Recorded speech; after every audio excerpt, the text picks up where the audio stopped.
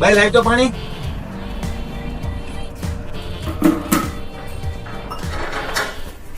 એટલું માણા હતું હો ભાઈ સ્મશાનમાં પણ ડોહાની અહીંયા પણ. હા હો ભાઈ જાજુ માણા. હલો સરજીભાઈ, આપણે ભીખા બાપા ધામમાં આવી ગયા હો. હા મેં કીધું તમને ખબર નહીં ભાઈ, યાદ આવવા તો આઈડી સ્મશાને ત્યાં હાલવા આવું ને ગરુવારી ક્યાં રાખી પુગાઈ તો મૂકી દેજો બાપા. ડોહાનું છે બીજું આપણે કોણ હોય એમાં. આ તો કંજીભાઈ મારે તમને કેવું પડે, કોઈને વાત ન કરે તો ભરી મળે.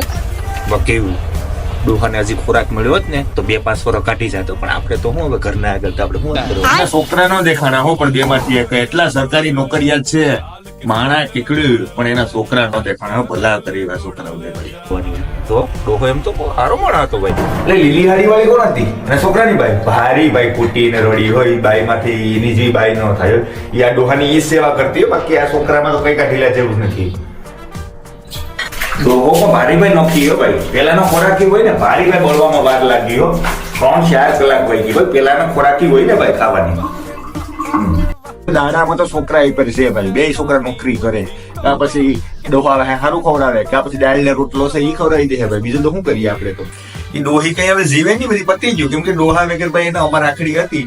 હવે ડોહો મરી ગયો એટલે મને લાગે ડોહી તો એનામાં જ પૂરી થઈ જાય. મને લાગી રાજુ હવે કેમ ગોઠણાથી તો રહી ગયેલ છે એટલે જીવે બીવે નહીં ભાઈ. એમાં કઈ વાતમાં મારું નહીં.